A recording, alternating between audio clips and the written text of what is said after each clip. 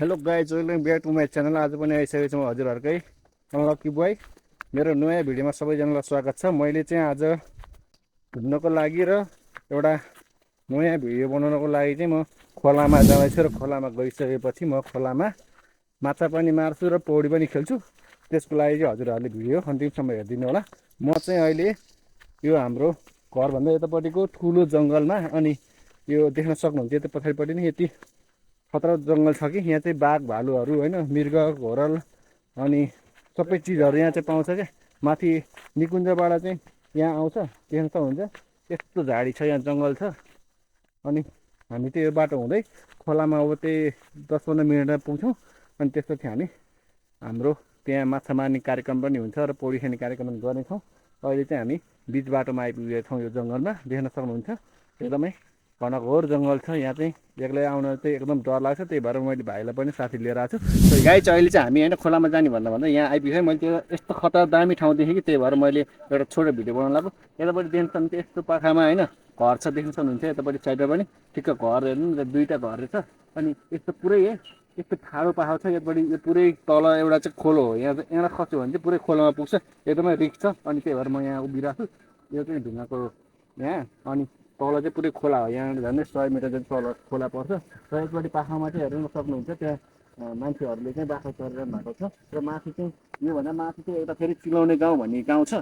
त्यहाँ चाहिँ फेरि मान्छेहरूको ठुलो बस्ती र होइन छ, त्यहाँ तमाङहरू धेरै बस्छन्। त्यहाँ माथि चाहिँ चिलाउने गाउँ छ। र यतापट्टि साइड भनेको चाहिँ हाम्रो बाघमारा हो। यतापट्टि माथिल्लोपट्टि साइड चाहिँ हामी, यतापट्टि माथिल्लो साइडमा चाहिँ अहिले ठुलो छाँगा भन्ने एउटा ठुलो छाँगा छ झर्ना, त्यहाँ जाँदैछौँ।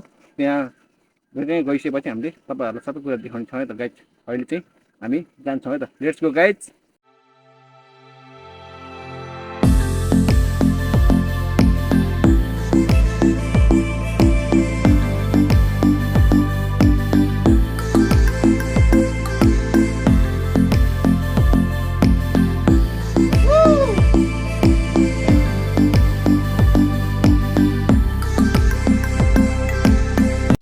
गाइज होइन लास्ट चाहिँ गरिम भयो होइन, यो घाम चर्कोमा तलबाट आएको झन्डै 1 घन्टा दिने म देख्न सक्नुहुन्छ पसिना पसिना आइरहेछ।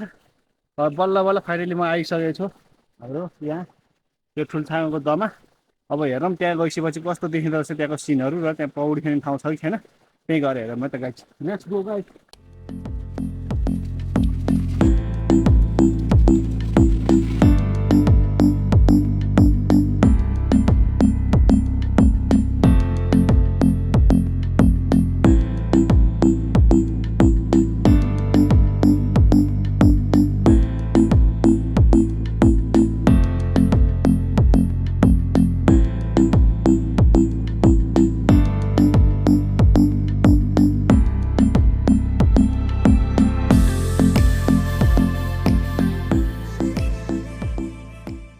गाई चाहिँ पसिना पसिना भयो।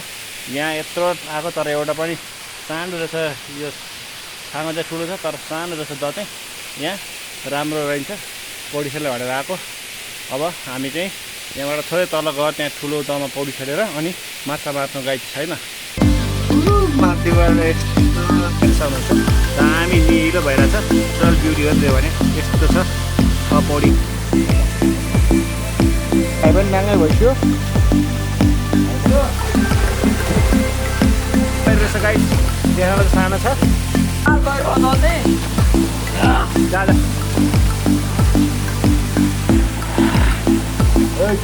पानी झ्याम्मै हेर्नु पर्यो।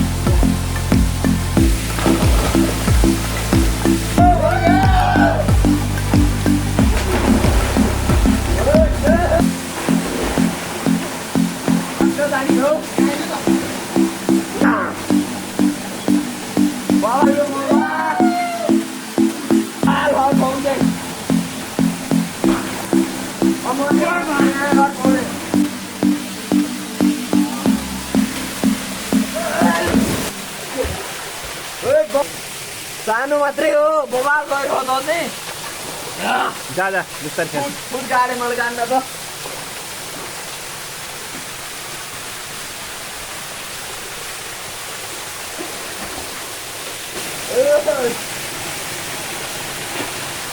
म पनि आउँछु। खतरा पानी झ्याम्मै हेर्नु पर्यो।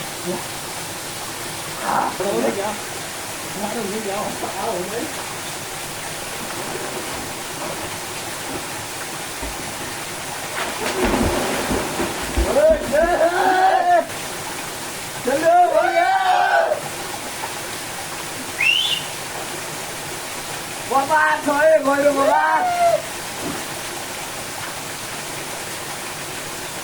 Ôi nhà nó cho ra đi không?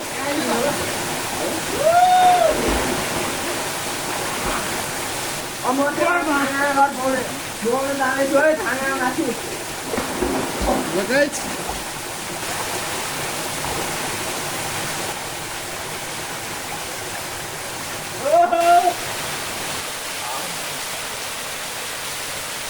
Mua ra cho bobak thôi. आइज म त्यहाँ हाल्छु भएन फेरि हामी फाल्छ किन भिडियो भएन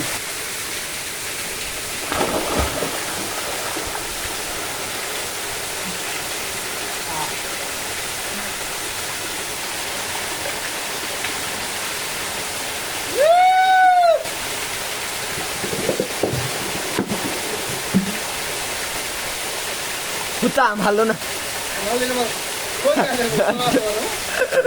ठोकिँदैन भने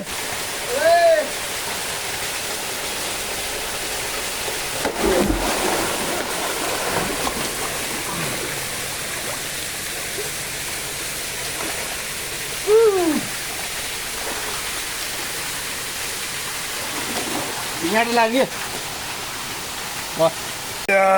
मेरो यस्तो पेट छ होइन गाई सो गाई चाहिँ फाइनली हामी चाहिँ यहाँ पौडी खेलेर भर्खरै निस्किएको यस्तो दामी रहेछ होइन कस्तो जाडो या पानी घाम नलाग्यो भएर चाहिँ लास्टै चिसो रहेछ जाडो ए यस्तो नेचुरल ब्युटी होइन यो हो गाई स्विमिङ पुल हाम्रो गाउँको यस्तो दामी छ कि यस्तो बब्बाल दामी यहाँ चाहिँ खतरा रहेछ यहाँनिर चाहिँ हामी पौडी खेलेर भर्खरै निस्किएको जाडो भयो अब हामी घाममा जाने हो गाई होइन यो कोप्चामा रहेछ यतापट्टि माथिल्लोपट्टि साइड पनि पुरै भिर हो माथिबाट ढुङ्गा खस्यो भने टाउकोमा लाग्छ यतापट्टि पनि पुरै जङ्गल हो यस्तो भिर अनि माथि चाहिँ फेरि यस्तो थाङ्गो आइरहेको छ यहाँबाट त्यो माथिबाट आयो यो चाहिँ सर्लक्क यस्तो तल साइडमाबाट यस्तरी यो कोप्चामा दर रहेछ यहाँ ठुल्ठुलो माछाहरू पनि मार्न नसक्ने भएर हामी छोडेको गाई दामी छ दामी